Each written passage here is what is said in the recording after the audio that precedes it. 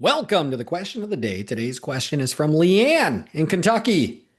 How important are service partner plans? Should I be incorporating these into my sales process? That's a great question. And I guess the question I would ask you back is, well, are you looking for short-term success or long-term success? Yes, they are very important, and you should be incorporating them into your sales process. So I'd give you this example right here. Right? Think about a pirate ship, right? So the pirate ship out on the water, pirates on board. Brr. What's the most important part of the pirate ship? Give you a hint. It's not the steering wheel. It is not the sails, not the rudder, not the mop for swabbing the deck, not the cannon. It's the crow's nest. The crow's nest. Because up from the crow's nest, you can see for miles and miles and miles. You can see the obstacles that are coming your way, and then you can navigate them. And that's why service partner plans are so important, and we should be incorporating them into our sales process because we solving for problems today. We should be planning for long-term success, both as a company and an individual salesperson. So when I do coaching calls, I'm coaching with companies and honestly, there's too many coaching calls where I'm just helping them put out the fires of today. We're just surviving, keeping our head above water. I'd rather be working with companies, and this is what we strive for, is like put these fires out so we can start planning for the long term. That's what I'd rather be doing because that's going to be the long-term success. I don't want to just survive today. Yes, you do need to survive today, but I want to be planning for the long-term success. An example of this would be I jump on a coaching call and it's, hey, I'm stuck on this objection. How do I overcome it? Right? Or rather, I would be talking about sales plans and how that ties into your budget and how that ties into goals that you have for each individual, and that each individual should have goals based on where they're at, that their goals aren't just the budget, right? So an example would be you have a team of the same two guys, one's closing at 70%, one's closing at 30%, but they both have a goal of 50% because that's what I need for the budget, right? Like, not a lot of creativity in that. There's no motivation for the 70% guy to do better. And I probably have unrealistic expectations based on the 30% guy. So I'd rather be focusing on the long-term things than the short-term things. So what I'm going to do, I'm going to go over why service partner plans are important. And I'm going to give you one immediate tip that you can do today to immediately generate interest and excitement from your customers. It's super simple, so stick around till the end, and I'll give you that super simple tip that's going to immediately generate excitement and interest from your customers. So, first reason that service partner plans are important is slow season. Slow season comes pretty much the same times every single year. Varies a little bit depending on where you live in the country, but we know when it's going to hit, when slow season is coming. Slow season is a lot like a hole in the front yard. If you had a hole at the bottom of your steps right in front of your house, every day when you leave the house, you would step in that hole. It's in the same place every single day. It didn't move. And so you would do something to fix that hole. You would fill it with dirt, put a little flag in it so you see it, you put a board over it. You'd do something to fix that hole. Yet with slow season, that's our hole in the yard. It comes the same time every year, but we don't do anything about it. Service partner plans are the key to this. Having enough service partner plans that it can drive our leads in the slow season, the hole in the yard, right? And I think almost every company I talk to does not have enough service partner plans. Almost every single company is short on what we need to get through the slow season. So I'd love to dive in with individual companies and members and figure out what is that for your company. But I think pretty much every company I talk to does not have enough service partner plans.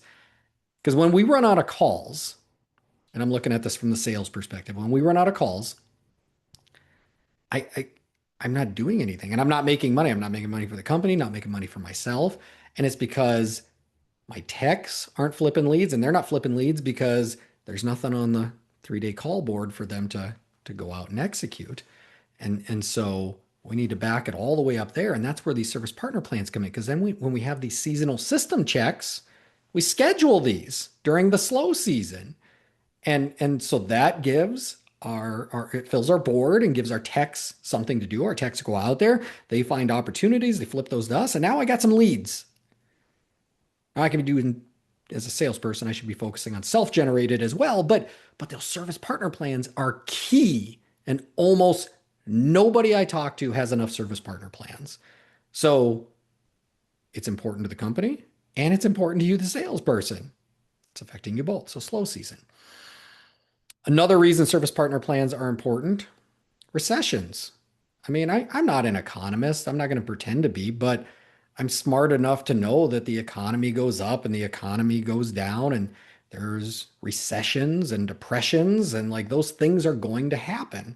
And I'm kind of spoiled in my lifetime here. Like honestly, for the most part, things have been pretty good. I know like 2008 and like that's when I was younger in the workforce, right? And I wasn't smart enough to really realize the impact in the moment, right? But most of you do remember 2008. But other than that, like things have honestly been pretty good for us, right? So it's reasonable to assume there's another 2008 coming. And I'm not an economist. I'm not predicting this, so don't like go telling people chrish said we're heading for a depression. I don't know, but I just know overall things have been pretty good in my lifetime. So that leads me to believe there's probably some tough times ahead. Now, I do follow some economists and I listen to some economists, people that are much smarter than myself, right? And I love how they just dig into data. They don't get caught up in the politics of it all. They just look at data and trends. And it does seem to be that they're predicting the 2030s are going to be more difficult. And so it's going to be a difficult time. And so with that coming on the horizon here, that makes service partner plans much more important because if we're going to start struggling in the 2030s, I want to have as much of that market share, as much of those customers, I want to have them with me. And so it becomes even more important that I have enough service partner plans. Again, for the company and the salesperson, because I'm going to want leads to run during that time. And I should add too about like recessions. Like I hear I'm on coaching calls all day long. I hear what salespeople say. We're not in a recession right now. Honestly, the economy is pretty darn good right now. People are still spending money.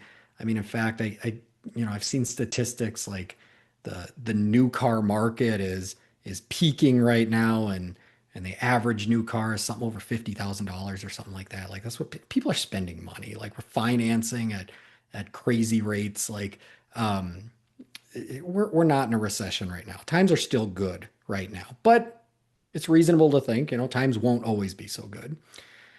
One trend that I saw was homeowner trends.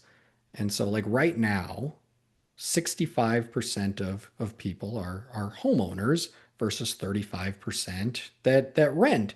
But there's some models that are predicting that's going to flip in the next 5 years. That's not too far off, right? That's going right into the 2030s there. And so that means there's going to be a lot less homeowners. And so as a business, if you focus on residential homeowners, what's your strategy going to be when there's a lot less homeowners? Well, a good strategy is going to be have enough service partner plans, and you'll be in a pretty good position compared to your competition. Because when those tough times come about, like there's going to be companies that survive it. It's going to be the bottom 10% that don't survive it. So don't put yourself in that position. Focus on those service partner plans now so you as a company have enough when you get into those tough times. And as a salesperson, your company has enough so you have leads to run.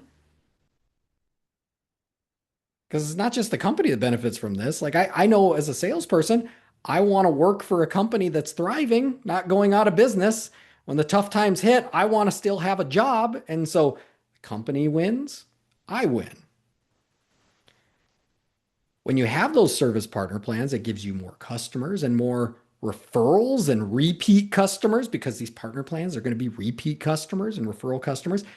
That makes selling a lot easier too from a sales perspective. So I, as a salesperson, I get a lot more sales off of those customers. It also makes it a lot easier because those partner plans, they're less likely to shop around. If it's just a traditional marketing lead, yeah, they're probably having three, four, five companies out. But when they're already our customer, they're a lot less likely to shop around. So again, that makes it easier for me to sell. And so I'm very interested in this as a salesperson, both from my own perspective and in the company perspective, right? So sales, what's our part in all of this? Well, there's a couple things you can be doing as a salesperson. This should be packaged into every option that you sell. So you're building a number of options. They're all great options and they should all contain a service partner plan. Gives that customer that opportunity to become a member with your company. Your process should build enough value that the customer, they love you. They love the company. They love your solutions. They are a raving fan of you. They love you so much that they not only want to buy from you, they want to be associated with more. They want to be a member. Of course, they want a partner plan. They want to be a member with your company. And if you're building that much value that they want to be a member, they want to be associated with you, price is not going to be an issue. Price is only an issue in the absence of value. The other thing you can do as a salesperson is know what your service partner plan is. I'm shocked at how many salespeople know like the high level overview of what their partner plan is, but like know it. You should know it inside and out. That way you can explain it to customers, the feature, the function, the benefit. This is what it is. This is what it does. This is how it benefits you, and be excited about it. That excitement is contagious. They should be excited to become a member. And honestly, you should be a member yourself. I have this belief that whatever you're selling, you should own yourself. You should be a customer too. I have a hard time selling something I don't believe in or I'm not a member of. I don't have myself.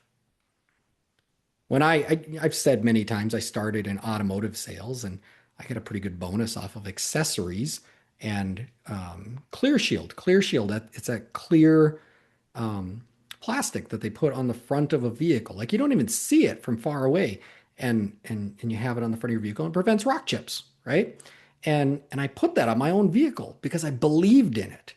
And then I could tell customers, I own this too. I believe in this product. And in fact, I had a kind of a neat little trick that when we come back from a test drive, I always parked in a particular spot. And then I would point and I would say, that's my vehicle right there. You can see that clear shield on the front. And they would go, oh, I can't really see it. And I would say, exactly. You can't see it from far away. You can only see it when you're standing next to it. And I sold so many clear shields because I believed in that product. So you should be a member too. You should believe in this product. And you're going to sell more. So here it is. One tip to immediately build value in this today, to get your customers excited about this today. So you enter the home and you greet the customer. You set your visual agenda. You're starting to move into your exploration. You're going to start asking questions. One of the very first questions I'm going to ask is I'm going to say, Mr. and Mrs. Customer, are you guys Service Partner Plan members? Now, if they say yes, I'm going to praise them. You're a genius for being a member, right? You get to take advantage of X, Y, Z, whatever the features are of your plan. Praise them if they say yes.